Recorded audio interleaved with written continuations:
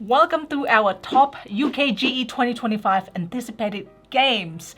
Now, this is going to be the first time I go to UKGE or to UK.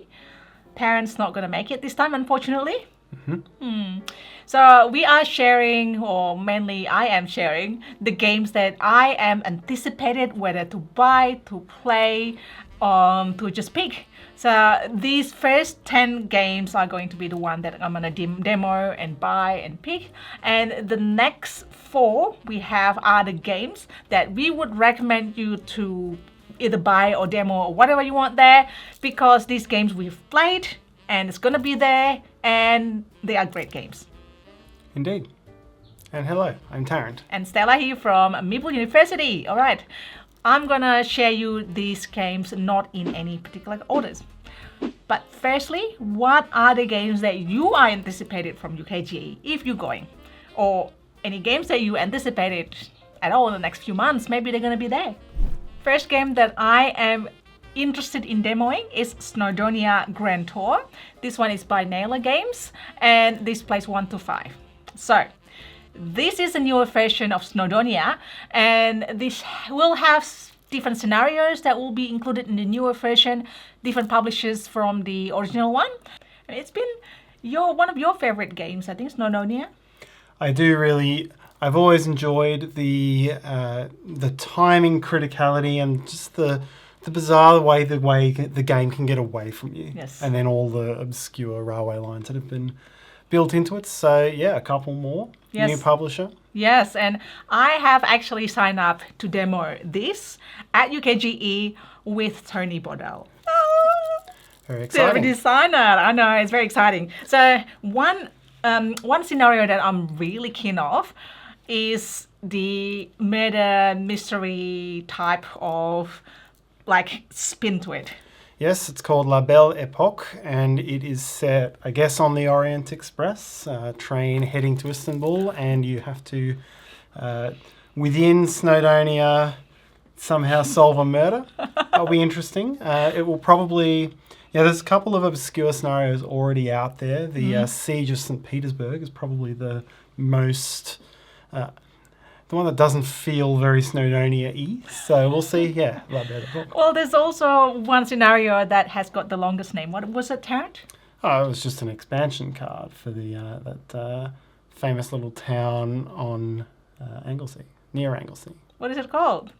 I'm not going to say it again. Say it again. Watch our other video. Come on. It's the Llanfair per Gwengys Gogeri Chwyndro Bychlan Distillio card. Sorry, I missed that. What was that again? So there's, the 2 scenarios, La Belle Époque and the Isle of Wight, which will always feel familiar to us Melburnians because all of the towns... We've got a resort island near Melbourne called Phillip Island, and all the towns there are just named after Isle of Wight towns. So, That's so cool, right? Yes. The second game is called Timbertown. Now, hopefully I'll be able to get it. This is an earlier release by Alleycat Games, and this is a 2-player game by an Australian designer, Ryan Boucher. Boucher. Thank you. Sorry, Ryan. And he designed 18 holes, 10 wickets, which the games that we have played. Yes. And this is Timbertown, where you are actually a beaver architect. Parents already prepared for this from days ago. Yes. So you are constructing dam builder. 2-player river drafting game. So you'll take tiles and then you'll be placing them into your towns. It's got a beaver kind of flair to it. Yes. And where you draft from determines how they activate and so on. Objectives to chase. Little 2-player duel. Looks very beautiful, so I'm looking forward to maybe I'll demo it first, maybe I'll get it there, and very exciting to try this. The third game is Class of 89. Now, this is a demo by Patterson Games, who published Distill and Luthier. Yes, 2 very big crowd-funded Euros over the past few years. Plays 1 to 4 players, and this, I love the theme. So big dreams, bigger hair, the kind of like high school retro vibe, and you are doing or creating the yearbook for the high school. Yeah, so it will involve various high school tropes all kind of working together to get their information into a yearbook, which will be worth as many points as possible. The fourth game is called Digit Code. So I hopefully be able to get this. It's a rare implementation of another game called Decode. This plays 2 to 5 players, and you probably have some ideas of how the game is by the title. This is a deduction game. Yes, a two-team deduction game where each team has a code and you're trying to deduce the opponent's code. So you'll be able to ask about rows and columns being filled, odd or even numbers, whether digits are greater than adjacent ones, or if segments in rows and columns are filled. The fifth game is called 1 AM Jailbreak. So hopefully I'll be able to get this. Publisher is Sashi, plays 2 to 5 players. So this theme is interesting because it's a card game about helping prisoners jailbreaking. So this is a card shading game, but there's a twist. Every time you play, you have to draw a new card.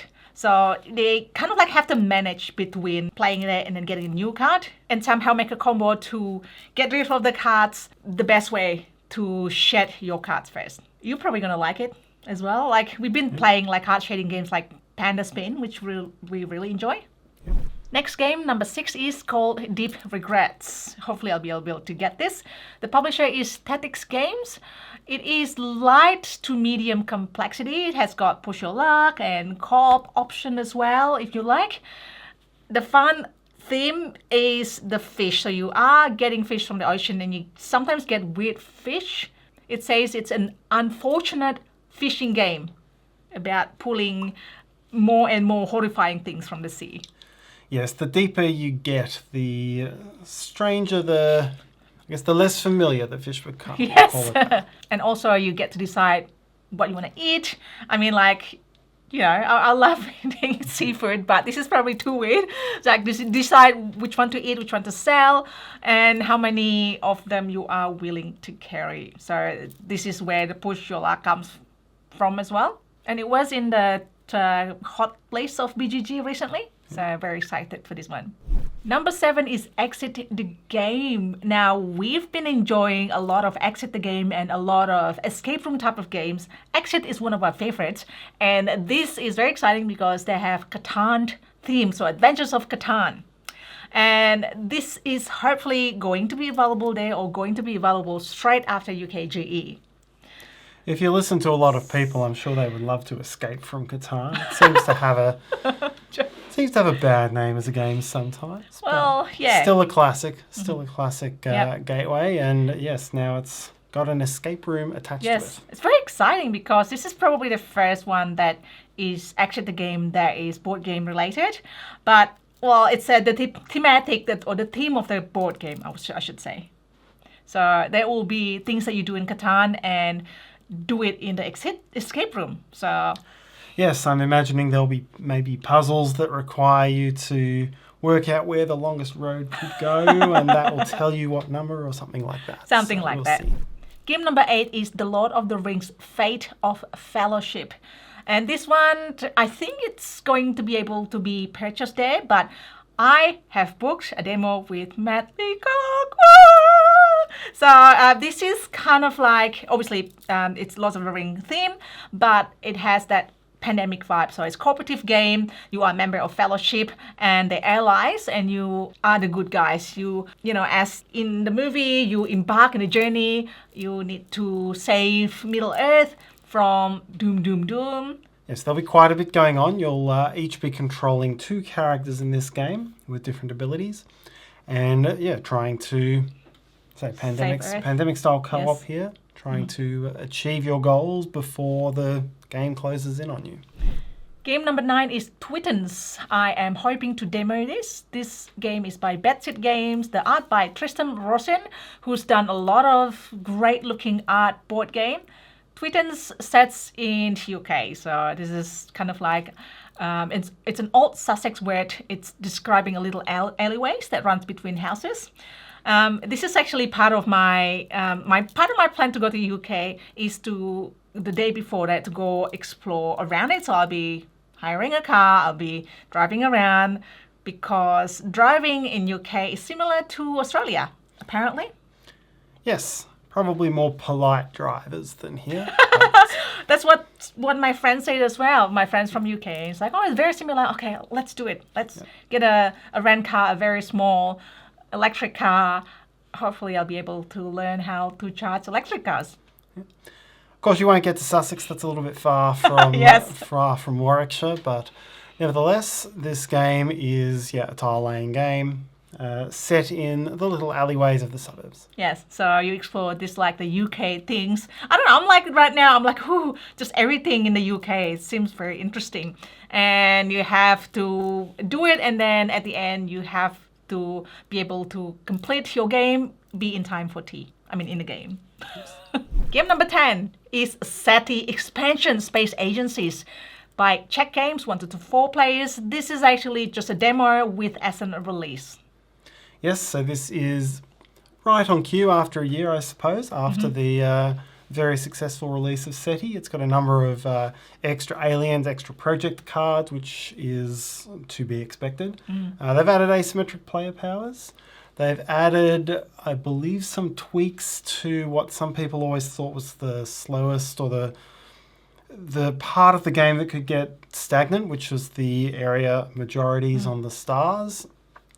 And interestingly, they've also added some quick start cards. So it's they describe it as in the style of Terraforming Mars Prelude, which, I don't know. I don't know if this game needed that or not. We shall see.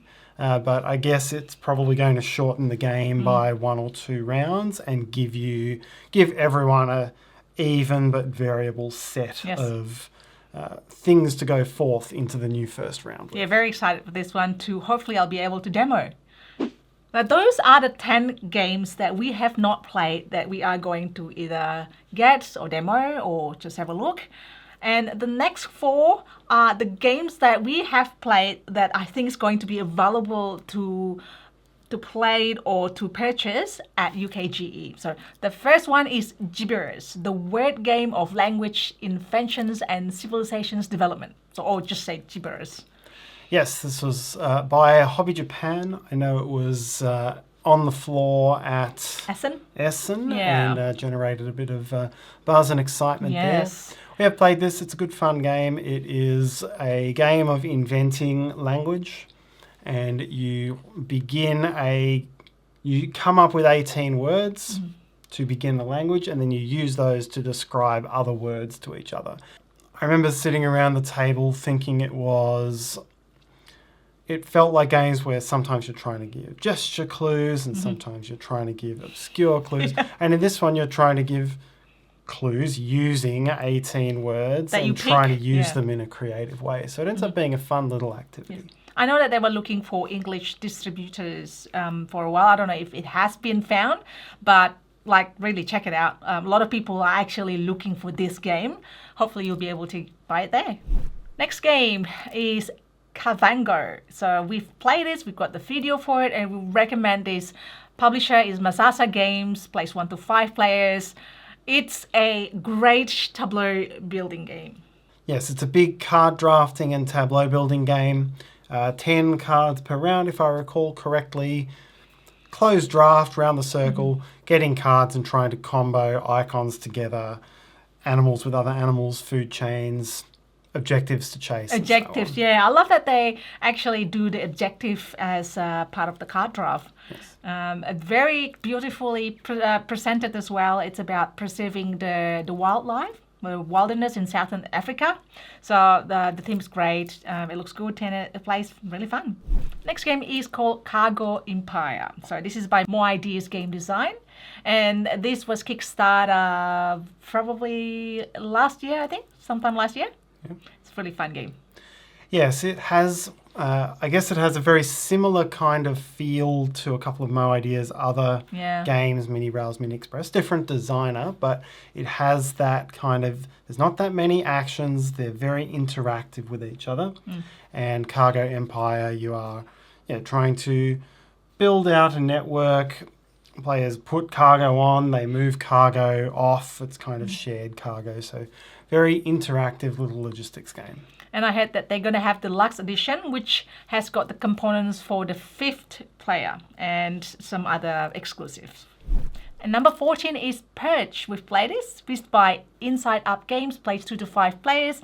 This has got, the majority is majority area control, but it has got a twist. You don't want to be winning all of the area control. Yeah, it's one of those low numbers area control kinds of games.